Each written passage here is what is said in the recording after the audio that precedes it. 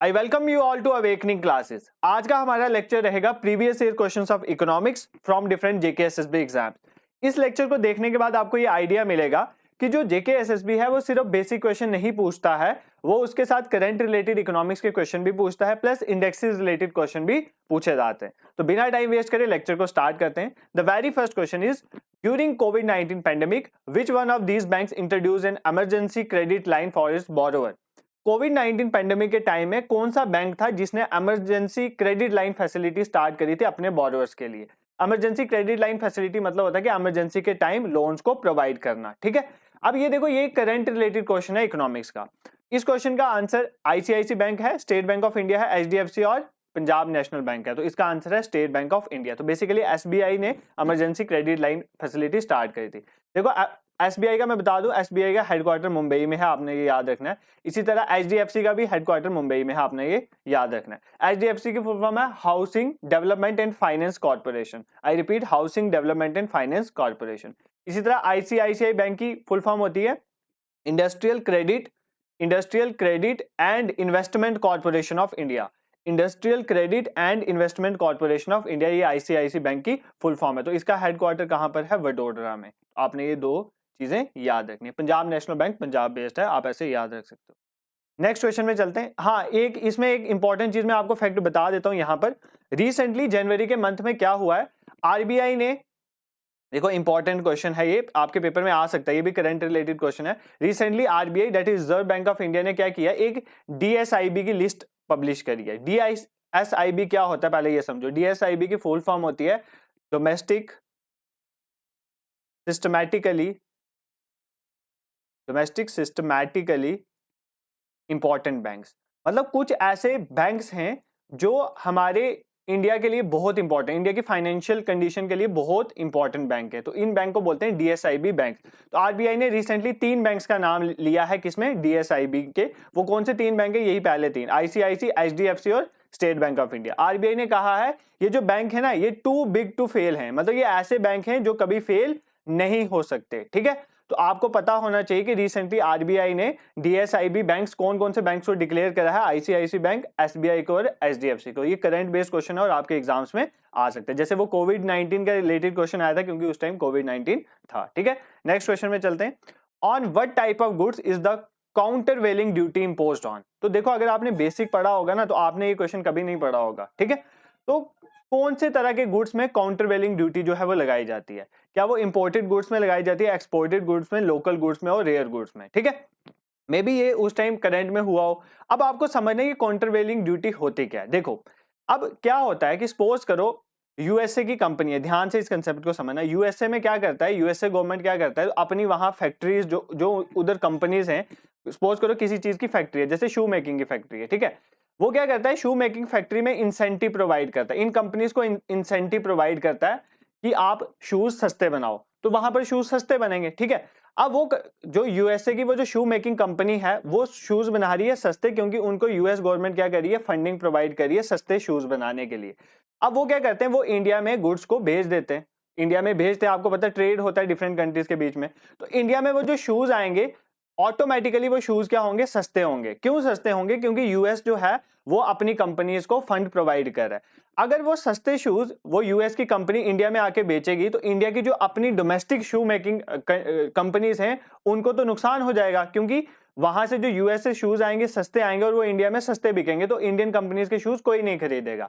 इसीलिए एक काउंटर वेलिंग ड्यूटी लगाई जाती है इन इंपोर्ट्स में, कि जो हम बाहर से गुड्स ला रहे हैं, जिन गुड्स के ऊपर बाहर की कंट्रीज क्या कर रही है, उनको सस्ता बनाने के लिए इंसेंटिव्स दे रही हैं, ऐसे गुड्स जब इंडिया में आते हैं, इंपोर्टेड गुड्स जो होते हैं, उनके ऊपर एक ड्यूटी लगाई जाती है, उसको बोलते हैं काउंटर वेलिंग ड्यूटी, ताकि वो गुड्स जब इंडिया में आए उनका प्राइस जो है बढ़ जाएगा। अब क्योंकि गवर्नमेंट क्या कर रही है, उनके ऊपर ड्यूटी लगा रही है, उनके ऊपर ड्यूटी लगा रही है, इसका मतलब गवर्नमेंट क्या करेगी, जब वो गुड्स इंडिया में आएंगे तो गवर्नमेंट उनसे थोड़ा पैसा लेगी, पैसा लेने की वजह से वो गुड्स जब मार्केट में उतरेंगे तो उनकी कॉस्ट बढ़ जाएगी। अब इंडियन कंपनी जो है उस जो बाहर की कंपनी से शूज आ रहे हैं उसके साथ जो है वो कंपटीशन कर सकती है, नहीं तो वो बाहर के गुड्स बहुत सस्ते हो जाएंगे इंडिया में और इंडियन कंपनीज को जो है लेवल प्लेइंग फील्ड नहीं मिलेगी। ठीक है, इसलिए काउंटर वेलिंग ड्यूटी लगाई जाती है। वो कौन से गुड में लगाई जाती है? इंपोर्टेड गुड्स में, मतलब जो बाहर से इंडिया में गुड्स आ रहे हैं उनके ऊपर हम काउंटर वेलिंग ड्यूटी लगाते हैं। एक बार फिर इस कंसेप्ट को समझाता हूं। देखो, अगर कोई यूएसए की कंपनी है और यूएसए गवर्नमेंट उस कंपनी को पैसा दे रही है, तो वो जो यूएसए की कंपनी होगी वो सस्ता गुड्स बनाएगी, कोई भी चीज बनाएगी वो सस्ती बनाएगी, और जब वो इंडिया में आएगी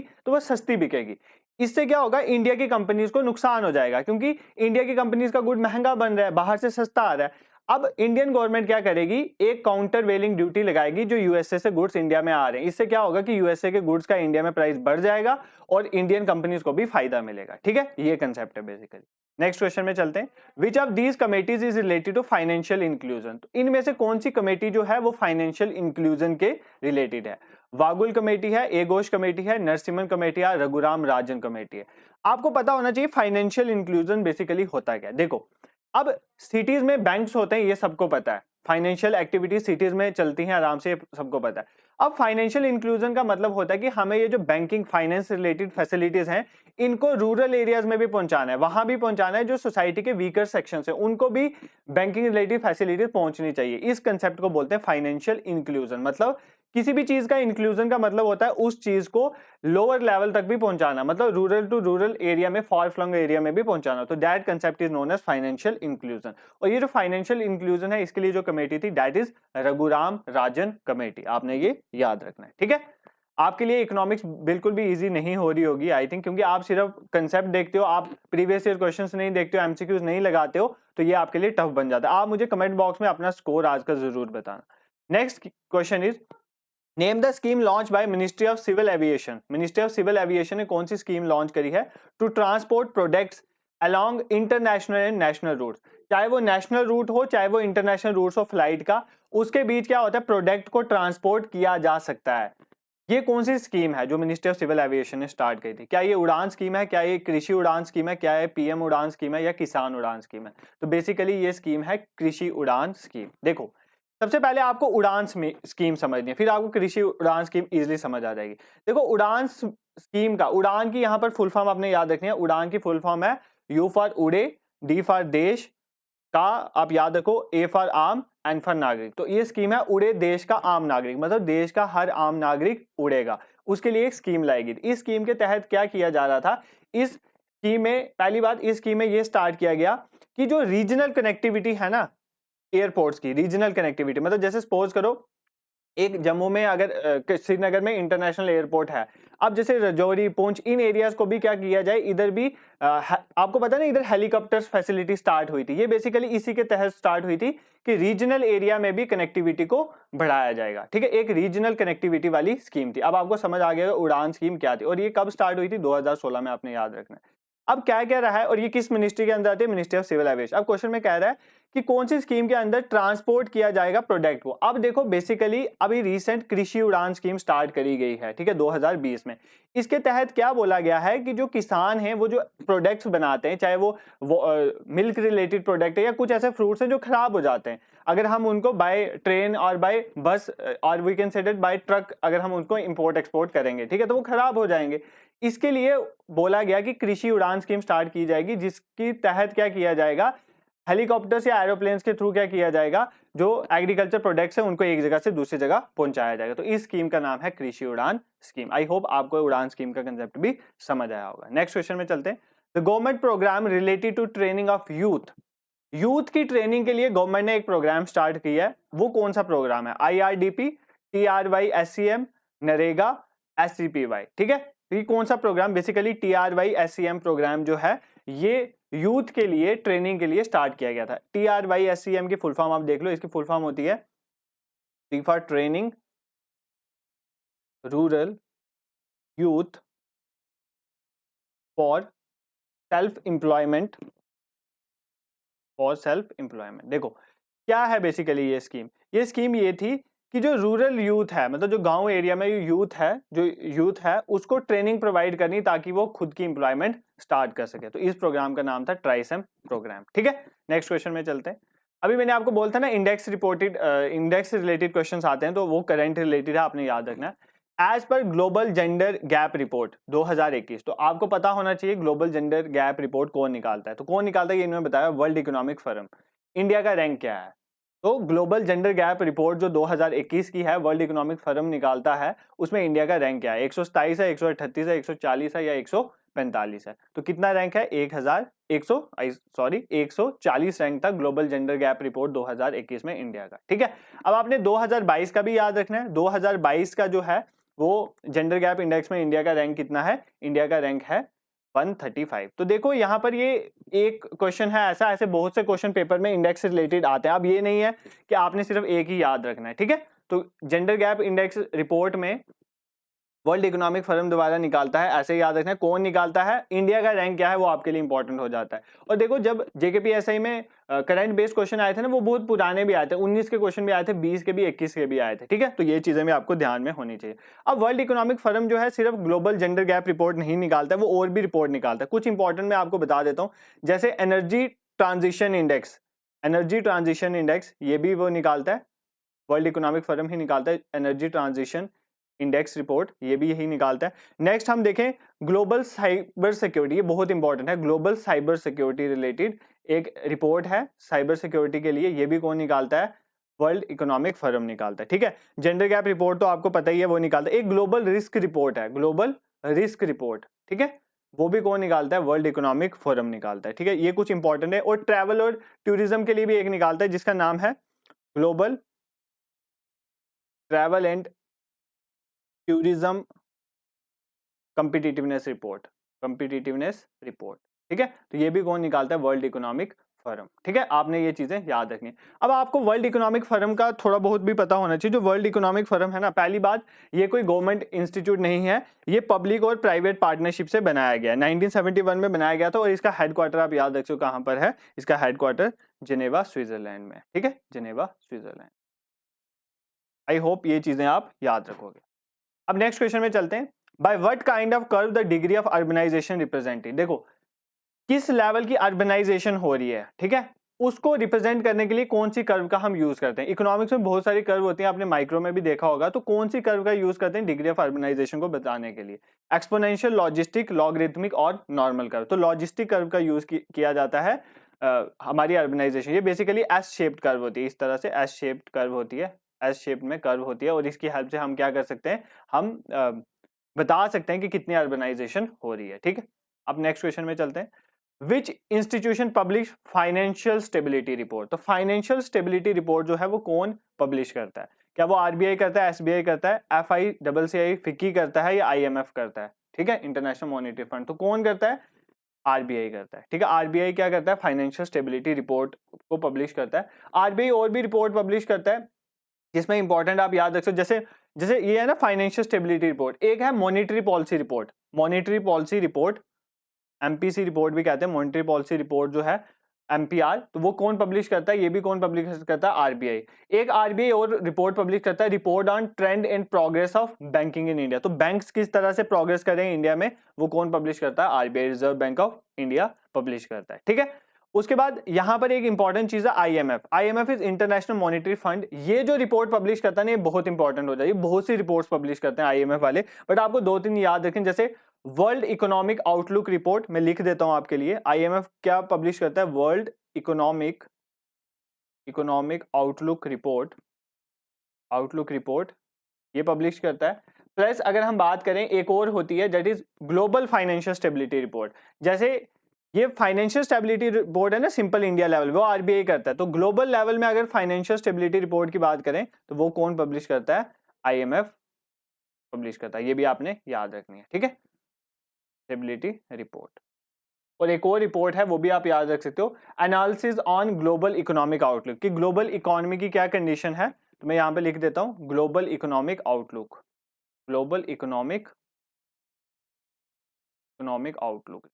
ये भी कौन पब्लिश करता है?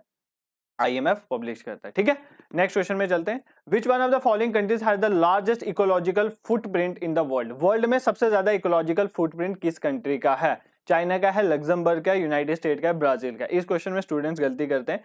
तो ये लग्जमबर्ग कंट्री है जिसका सबसे ज्यादा इकोलॉजिकल फुटप्रिंट है। अब इकोलॉजिकल फुटप्रिंट क्या बताता है? इकोलॉजिकल फुटप्रिंट ये बताता है कि आप अपने कंट्री के जब रिसोर्सेज को बहुत ज्यादा यूज कर रहे हो ना, उसको बहुत ज्यादा वेस्ट जनरेट करे, उतना वेस्ट जो है नेचर जो है अब्सॉर्ब नहीं कर पा रहा है, तो हम बोलते हैं कि हमारा इकोलॉजिकल फुटप्रिंट ज्यादा है। इकोलॉजिकल फुटप्रिंट ज्यादा होना हमारे जो इन्वायरमेंट के लिए नुकसानदायक होता है, क्योंकि हम रिसोर्सेज को बहुत ज्यादा यूज करें, उतना रिसोर्स जो है वो वापस एसिमिलेट नहीं हो रहा है, नेचर उतने रिसोर्स को वापस एसिमिलेट नहीं कर पा रहा है, मतलब वहां पे रिसाइकलिंग वगैरह एक्टिविटीज कम है। तो किस कंट्री का इकोलॉजिकल फुटप्रिंट सबसे ज्यादा था वर्ल्ड में? लग्जमबर्ग का। आपने ये क्वेश्चन याद रखना है। अब नेक्स्ट क्वेश्चन में चलते हैं। What are the member countries of the strategic security dialogue quad? Quad एक ग्रुप बनाया गया था, ठीक है। क्वाड बेसिकली चाइना को काउंटर करने के लिए इंडो पैसिफिक रीजन में चाइना के अगेंस्ट एक ग्रुप बनाया गया था, जिस ग्रुप का नाम रखा गया था सिक्योरिटी ग्रुप है क्वाड। अब इसमें कौन कौन सी कंट्री? क्वाड मतलब ग्रुप ऑफ 4, क्वाड का मतलब ही 4 होता है, तो इसमें कौन कौन सी कंट्री है? चाइना के अगेंस्ट बनाया गया, तो चाइना तो हो ही नहीं सकता, ठीक है। जर्मनी, रशिया भी नहीं है। ये ग्रुप है बेसिकली इंडिया, यूएस, ऑस्ट्रेलिया और जापान का। तो India, US, Australia, India, United state of America, Australia और जापान, ये 4 कंट्रीज का एक ग्रुप है जो चाइना को काउंटर करने के लिए बनाया गया, ठीक है। अब देखो रशिया तो हो नहीं सकता था, रशिया चाइना के साथ ही माना जाता है कि रशिया न्यूट्रल रहता है चाइना के केस में, तो ये तो उसके अगेंस्ट ग्रुप नहीं बनाएगा। तो यूएस आपको पता है उनके अगेंस्ट ही रहता है, तो आप यहां से भी मार्क कर सकते थे, ठीक है। नेक्स्ट क्वेश्चन में चलते हैं। इन 2020, देखो ये 2020 का क्वेश्चन है। Indian Bank merged with United Bank of India and Oriental Bank of Commerce and unveiled a brand new logo ahead of the merger.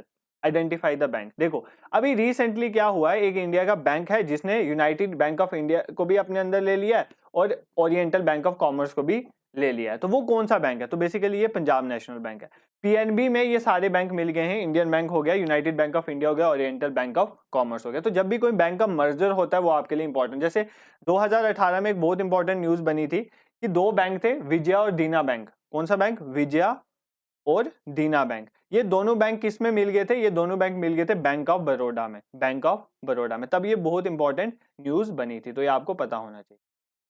I hope आपने बैंकिंग रिलेटेड क्वेश्चंस को अच्छे से पढ़ा होगा, जैसे nationalisation of bank, I hope आपने पढ़ा होगा। अगर नहीं भी पढ़ा है, मैं कुछ आपको थोड़ा नेशनलाइजेशन के रिलेटेड चीजें बता दूं, क्योंकि उसमें से क्वेश्चन फ्रेम होते हैं। देखो नेशनलाइजेशन किसी बैंक का क्या होता है? नेशनलाइजेशन होता है जब गवर्नमेंट जो है उस बैंक में 50% से ज्यादा शेयर खरीद लेती है, तो वो बैंक हो जाता है नेशनलाइज, ठीक है। आप ऐसे याद रखना। अब सबसे पहला बैंक जो नेशनलाइज हुआ था ना, वो हुआ था 1955 में। कौन सा बैंक बना था 1955 में? एसबीआई, ठीक है। कौन सा bank? State bank of India. आपको याद पता होना चाहिए कि स्टेट बैंक किस बैंक से बना। देखो पहले था इंपीरियल बैंक ऑफ इंडिया। कौन सा बैंक था? Imperial bank of India, imperial bank था। इसकी नेशनलाइजेशन हुई थी 1955 में और हमारे पास एक बैंक बन गया था, that is known as SBI. ये आपने याद रखना है।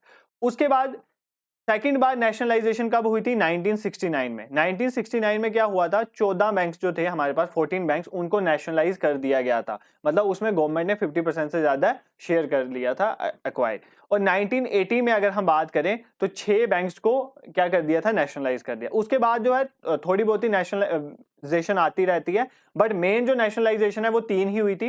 1955 में एसबीआई जब बना था, इंपीरियल बैंक को नेशनलाइज करके उसका नाम रखा था स्टेट बैंक ऑफ इंडिया। 1969 में 14 बैंक को नेशनलाइज किया था और 1918 में 80 में 6 बैंक को नेशनलाइज किया। तो ये बैंकिंग के रिलेटेड, जैसे आरबीआई, आरबीआई कब बना आपको पता है? आरबीआई का पहले हेडक्वार्टर कोलकाता में होता था, फिर 1937 में वो शिफ्ट करके मुंबई में लाया गया, ठीक है। आरबीआई कौन से एक्ट के तहत बना था? RBI act of 1934। और किस कमेटी की रिकमेंडेशन पे बना था? हिल्टन कमीशन की रिकमेंडेशन। ये सारे क्वेश्चन आपको बैंक रिलेटेड पता होने चाहिए, ठीक है। अगर आपको नहीं पता आप हमें बताएं, हम आपके लिए इस पे लेक्चर लाएंगे। नेक्स्ट क्वेश्चन में चलते हैं।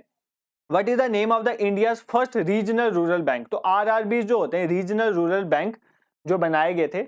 इंडिया का पहला कौन सा रीजनल रूरल बैंक था जिसको 1975 में लॉन्च किया गया था? क्या वो विदर्भ कोंकण ग्रामीण बैंक था, कर्नाटका विकास ग्रामीण बैंक था, प्रगति कृष्णा ग्रामीण बैंक था और प्रथम बैंक था? तो बेसिकली प्रथम बैंक बोला जाता है कि इंडिया का पहला रीजनल रूरल बैंक था जिसको लॉन्च किया गया था 1975 में, ठीक है। अब रीजनल रूरल बैंक क्यों बनाए गए थे? फाइनेंशियल इंक्लूजन के लिए, क्योंकि जो रूरल एरियाज हैं वहां पर बैंकिंग फैसिलिटी को पहुंचाया जाए। फाइनेंशियल इंक्लूजन क्या होता है मैंने ऑलरेडी एक्सप्लेन किया।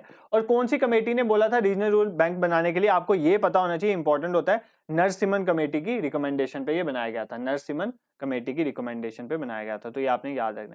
और एक और बैंक होता है NABARD, national bank for agriculture and rural development. NABARD बहुत इंपॉर्टेंट बैंक है, ठीक है। ये सभी बैंक्स को देखता है जो रूरल रिलेटेड बैंक्स होते हैं। और ये 1982 में बनाया गया था और इसको पूछा जाता है ये कौन सी कमेटी की रिकमेंडेशन में बनाया गया? तो ये बी शिवारमन कमेटी की रिकमेंडेशन में बनाया गया था, बी शिवारमन कमेटी की रिकमेंडेशन पे बनाया गया। आई होप ये कंसेप्ट आपको समझ आए होंगे। नेक्स्ट क्वेश्चन में चलते हैं। The annual report on currency and finance is published by. जो एनुअल रिपोर्ट होती है करेंसी और फाइनेंस से रिलेटेड, वो कौन पब्लिश करता है? Government of India, RBI, ministry of finance या सेंट्रल स्टैटिस्टिकल ऑर्गेनाइजेशन? तो आरबीआई पब्लिश करती है जो हमारी रिपोर्ट होती है करेंसी और फाइनेंस के ऊपर, तो आपने ये याद रखना है। नेक्स्ट क्वेश्चन में चलते हैं। National strategy for financial inclusion on 2019 से 2024 तक, ठीक है, 5 साल की जो नेशनल स्ट्रेटजी बनाई गई है फाइनेंशियल इंक्लूजन के लिए, ये इनिशिएटिव किसका है, ठीक है, आपने ये बताना। तो ये इनिशिएटिव आरबीआई का है, नीति आयोग का है, मिनिस्ट्री ऑफ फाइनेंस का है या फाइनेंस कमीशन का है, तो ये आरबीआई का इनिशिएटिव है, ठीक है। आरबीआई का एक और मैं कुछ चीजें आपको बता देता हूं अभी, अगर आपको नहीं पता। आरबीआई देखो, आरबीआई जो है इसको बोलते हैं lender of last resort, lender of last resort. देखो, अगर हमें लोन लेना होता है तो हम कहां जाते हैं, बैंक में। तो बैंक को लोन लेना हो तो बैंक कहां जाता है, आरबीआई में, इसलिए आरबीआई को बोलते हैं लेंडर ऑफ लास्ट रिसोर्ट। अब आपको पता होना चाहिए आरबीआई के पहले गवर्नर कौन थे। तो पहले गवर्नर थे आरबीआई के सर ऑसबॉर्न स्मिथ, ठीक है, सर ऑसबॉर्न स्मिथ पहले आरबीआई के गवर्नर थे, ठीक है। ये चीजें आपको पता होनी चाहिए। आरबीआई की नेशनलाइजेशन कब हुई थी, आपको पता होना चाहिए 1949 में। आरबीआई बना कब था, आरबीआई एक्ट 1934 के तहत बना था। पहले इंडियन गवर्नर कौन थे, ये तो ब्रिटिशर थे ना, पहले इंडियन गवर्नर आरबीआई के कौन थे, सीडी देशमुख। कौन थे, सीडी देशमुख। और एट प्रेजेंट कौन आरबीआई के गवर्नर हैं, शक्तिकांत दास। तो ये आपको कुछ चीजें पता होनी चाहिए। नेक्स्ट क्वेश्चन में चलते हैं। Among the following countries which one is not a member of BIMSTEC, इनमें से कौन सी कंट्री बिम्स्टेक का पार्ट नहीं है। क्या वो इंडिया है, भूटान है, पाकिस्तान है या बांग्लादेश है। तो देखो, पाकिस्तान जो है वो बिम्स्टेक का पार्ट नहीं है। अगर हम इंडिया का मैप बनाएं, जो कि मुझे लगता नहीं है मेरे से अच्छा बनेगा, बट आई विल ट्राई, ठीक है। तो मैंने समझने के लिए ठीक ही बना दिया। देखो, ये इंडिया आ गया ना। बिम्स्टेक में जो कंट्रीज आती है ना वो इंडिया की राइट साइड वाली है, पहली बात। लेफ्ट साइड में जो पाकिस्तान अफगानिस्तान हो गया वो बिम्स्टेक का पार्ट नहीं है। तो बिम्स्टेक में कौन कौन सी कंट्री आ जाती है, एक इंडिया आ जाता है, यहाँ पर आपको पता है नेपाल है, नेपाल आ जाता है, नेपाल के साथ भूटान है यहाँ पर, तो भूटान भी आ जाता है इसमें। यहाँ पर बांग्लादेश है, आपको पता है, यहाँ पर बीच वाले रीजन में यहाँ पर बांग्लादेश है, तो बांग्लादेश भी आ जाता है। उसके आगे म्यांमार है, वो भी आ जाता है। उसके साथ थाईलैंड है, वो भी आ जाता है। और नीचे श्रीलंका है, वो भी आ जाता है। तो कितनी कंट्रीज होगी, एक इंडिया, दूसरा नेपाल, तीसरा भूटान, चौथा आ गया हमारे पास बांग्लादेश, पांचवा आ गया हमारे पास म्यांमार, छठा आ गया हमारे पास थाईलैंड और सातवां आ गया श्रीलंका। ये जो 7 कंट्रीज है ना, ये बेसिकली पार्ट है किसका, बिम्स्टेक का। और बिम्स्टेक को कौन सी डिक्लेरेशन के थ्रू बनाया गया था, बैंकॉक डिक्लेरेशन। बैंकॉक में एक मीटिंग हुई थी, बैंकॉक क्या है, थाईलैंड की कैपिटल, वहां पर एक डिक्लेरेशन तैयार किया गया था, उसके तहत जो है बिम्स्टेक को बनाया गया था 1997 में। तो आपने ये याद रखना है। अब जैसे एक बिम्स्टेक है ना, उसी तरह एक और ग्रुप है सार्क, ठीक है, सार्क। इसकी फुल फॉर्म होती है South Asian Association for Regional Cooperation. BIMSTEC की फुल फॉर्म क्या होती है, Bay of Bengal initiative for multi sectoral technical and educational cooperation के लिए ग्रुप बनाया गया था। और सार्क की होती है South Asian Association for Regional Cooperation. SAARC जो है ना, इसमें 8 कंट्रीज हैं। कितनी कंट्रीज आ जाती हैं, 8। और ये सारी 8 कंट्रीज कौन सी, जो इंडिया की सराउंडिंग है। जैसे यहाँ पर अफगानिस्तान है, पाकिस्तान है 2, इंडिया 3, नेपाल 4, भूटान 5, बांग्लादेश 6, और यहाँ पर आ जाता है हमारा श्रीलंका 7, और यहाँ पर मालदीव्स आ जाता है 8। तो ये 8 कंट्रीज जो हैं इंडिया की सराउंडिंग किस में आ जाती हैं, सार्क में। सार्क का हेडक्वार्टर कहाँ पर है, काठमांडू में, आपने याद रखना है। सार्क में 8 मेंबर्स हैं, बिम्स्टेक में 7 हैं। सार्क में जो मेंबर्स आते हैं वो इंडिया के नेबरिंग हैं, और बिम्स्टेक में जो है इंडिया के राइट साइड में जितने भी कंट्रीज हैं 7 वाले, वो सारे बिम्स्टेक में आ जाते हैं। आई होप ये आपको डिफरेंट ऑर्गेनाइजेशन और इनका हेडक्वार्टर वगैरह पता होना चाहिए, ठीक है। और उसके बाद ये आपको डाल दिए गए हैं यहाँ पर, क्वेश्चंस के आंसर डाल दिए गए, तो आपको जब हम पीडीएफ शेयर करेंगे तो आपको प्रॉब्लम नहीं होगी। आई होप आपको आज का लेक्चर पसंद आया होगा। अगर आपको लेक्चर पसंद आ रहा है, आप चैनल को जरूर सब्सक्राइब करें और शेयर करें जो लोग कॉम्पिटिटिव की प्रिपरेशन करें।